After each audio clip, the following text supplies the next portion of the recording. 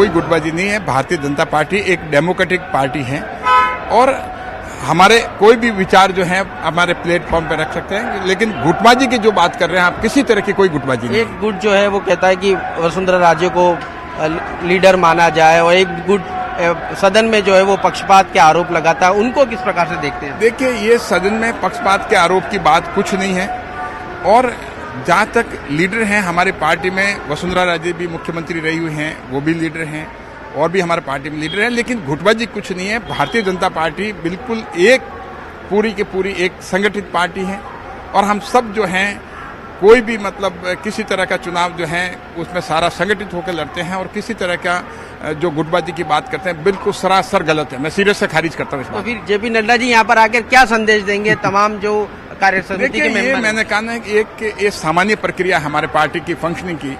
हमारे राष्ट्रीय अध्यक्ष जी जो हैं लगातार दौरे करते हैं हर स्टेट के, चाहे चुनाव के हैं, और कांग्रेस की तरह ऐसा नहीं कि बैठ करके मतलब पार्टी जो चलाते हैं, ऐसा नहीं है। वो हर कार्यकर्ता हमारा एनर्जाइज है और आज भारतीय जनता पार्टी विश्व की सबसे बड़ी पार्टी है, तो उस पार्टी के राष्ट्रीय नेता, उस पार्टी के राष्ट्रीय अध्यक्ष आना और हमें आकर करके एक सारे कार्यकर्ता हम एनर्जाइज होंगे, पार्टी के बारे में बात करेंगे और आम जनता की, समाज के अंतिम छोर पे जो व्यक्ति बैठा है उसकी सेवा कैसे की जावे, वो हमारा एक मूल मंत्र होगा। धन्यवाद। चलिए, तो मेरे सहयोगी लगातार हमारे साथ जुड़े हुए हैं। सुधीर भी अब हमारे साथ जुड़ गए हैं बिरला ऑडिटोरियम से, जहां पर जेपी नड्डा कुछ ही देर बाद पहुंचेंगे। सुधीर, तैयारियां यहां पर भी तस्वीरें वैसी होंगी जो एयरपोर्ट पर सौरभ गृहस्थी ने दिखाई, एयरपोर्ट के बाहर बाबूलाल हमें दिखा रहे हैं, जोश जुनून तमाम चीजें कार्यकर्ताओं में वही दिखाई देंगी यहां भी? निश्चित रूप से जब राष्ट्रीय नेतृत्व के कोई व्यक्ति आता है तो इसी तरह होता है। जेपी नड्डा बीजेपी के राष्ट्रीय नेतृत्व यानी राष्ट्रीय अध्यक्ष हैं, लिहाजा तैयारियां उसी हिसाब से की गई है। स्टैच्यू सर्किल, जो कि जयपुर की धड़कन कह सकते हैं, वहां पर जयपुर देहात की ओर से स्वागत किया जाएगा। तीनों चारों तरफ पूरी तरह सजाया गया है, अंदर से बिरला ऑडिटोरियम को पूरी तरह सजाया गया है। और जब यहाँ आएंगे, ये वो कक्ष है जहाँ पर 93 कार्य समिति के सदस्य और 50 विशेष आमंत्रित सदस्य यहाँ पर जुड़ेंगे और उनका पहला जो उद्घाटन सत्र है वो 11 बजे का तय किया गया, लेकिन लगभग 11:20 या 11:30 बजे के आसपास शुरू होगा। हमारे साथ सांसद सीपी जोशी साहब हैं। जोशी साहब, किस तरह से तैयारियां की गई है, क्योंकि राष्ट्रीय अध्यक्ष जब आते हैं तो अपने आप में एक विशेष महत्व बढ़ जाता है। प्रदेश की कार्य समिति में वो उद्बोधन देंगे, किस तरह का लगता है कि क्या कुछ देखे जाएंगे, क्योंकि प्रदेश में गुटबाजी अपनी जगह पर हावी होती जा रही है, तो क्या सीख देके जाने वाले हैं आज वो? देखिए, दुनिया की सबसे बड़ी पार्टी के राष्ट्रीय अध्यक्ष आज जयपुर शहर में आ रहे हैं और भारतीय जनता पार्टी की प्रदेश कार्य समिति को संबोधित करेंगे और मैं सोचता हूं कि पूरे प्रदेश में कार्यकर्ताओं में नई ऊर्जा का संचार होगा और ये राजस्थान की पहली कार्य समिति को आदरणीय नड्डा साहब संबोधित करेंगे।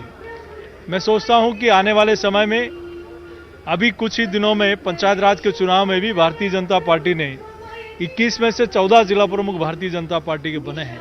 कार्यकर्ताओं में जोश दुगुना है और आने वाले 4 विधानसभा चुनाव में भी इसका इम्पैक्ट आएगा कि जिस प्रकार से चारों विधानसभा में भारतीय जनता पार्टी ठीक से तैयारी कर रही है, चारों विधानसभा भी भारतीय जनता पार्टी और कांग्रेस पार्टी के प्रति जो आक्रोश है सरकार के प्रति, उसका खामियाजा कांग्रेस को भुगतना पड़ेगा और केंद्र की और हमारी अपनी बात हुई। लेकिन आज संगठनात्मक तौर पर पहली बैठक राष्ट्रीय अध्यक्ष लेंगे कार्य समिति के, 93 सदस्य हैं और 50 विशेष आमंत्रित सदस्य हैं। क्या कुछ मूल मंत्र देके जाएंगे, क्योंकि दूसरे राज्यों में चुनाव भी हो और साथ ही साथ जो राष्ट्रीय अध्यक्ष है बड़ी काली माता मंदिर जो है वहां भी जाएंगे, तो क्या वोटों के लिए, बंगाली समाज के लिए वहां पर जा रहे हैं, क्या है पूरा माजरा? देखिए, पूरे देश भर में आज बिहार में जब चुनाव हुए थे तो भारतीय जनता पार्टी के लोगों ने उनके सुख में, उनके दुख में, उनके भोजन में, उनकी दवाई में, सब जगह रात दिन उन कार्यकर्ताओं ने लगा दिया। तो जब बिहार में चुनाव आए तो उन कार्यकर्ताओं ने अपने प्रदेश पे फोन करके कहा कि जिस पार्टी ने इस संकट में हमारा ख्याल रखा, आप उनको वोट दीजिए।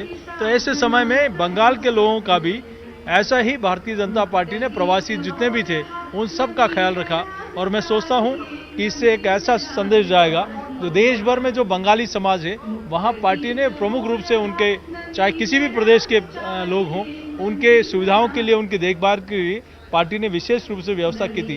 तो आज उन कार्यकर्ताओं ने भी मन से कहा कि इस चुनाव में हम लोग 1 कोल बंगाल 5 कोल बंगाल के लिए हम वहाँ के कार्यकर्ताओं से बात करेंगे और वहाँ भारतीय जनता पार्टी के प्रति वोट देने की अपील भी करेंगे। देखिए बिल्कुल तैयारी अपने जगह है और आप देख सकते हैं कि ये बिरला ऑडिटोरियम है जहां पर कार्य समिति की बैठक होगी। 11:30 बजे के लगभग उद्बोधन जेपी नड्डा का शुरू होगा। एक बार तस्वीर अगर दिखा सके सुधीर, आप बताते रहिए, साथ में तस्वीर भी अगर दिखा सके।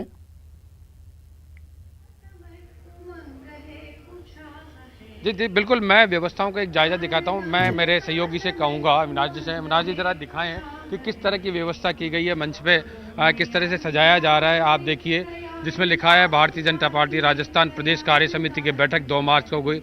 एक और प्रधानमंत्री नरेंद्र मोदी की तस्वीर है, उनके साथ में जेपी नड्डा जो राष्ट्रीय अध्यक्ष है बीजेपी उनके, तो दूसरी ओर नेता प्रतिपक्ष गुलाब चंद कटारिया और प्रदेश अध्यक्ष सतीश पूनिया की फोटो लगाई गई है बैकड्रॉप के अंदर पीछे की साइड में, जहां पर ये कार्यक्रम आयोजित होगा। आप देखिए पूरी तरह से बड़े पदाधिकारी हैं, वो अंतिम रूप दे रहे हैं पूरा। और यहाँ पर द्वीप प्रदर्शन को भारत माता की तस्वीर के सामने, श्यामा प्रसाद मुखर्जी के सामने, पंडित दीनदयाल उपाध्याय के सामने, और इस तरह से पूरी व्यवस्था की गई है यहाँ पर। और यहाँ पर जो कोरोना की गाइडलाइन है उसका खास ख्याल रखा गया है। एक छोड़कर एक सीट पर बैठने की व्यवस्था की गई है ताकि कोरोना की जो भारत सरकार की जो गाइडलाइन है उसकी पूरी तरह से पालना हो सके। जी जी, चलिए ठीक है, बने रहिए आप तीनों हमारे साथ, नजर आप बनाए रखिए, अपडेट हम लेते रहेंगे आप तीनों से। एक ब्रेक ले लेते हैं, जल्द वापस आ रहे हैं।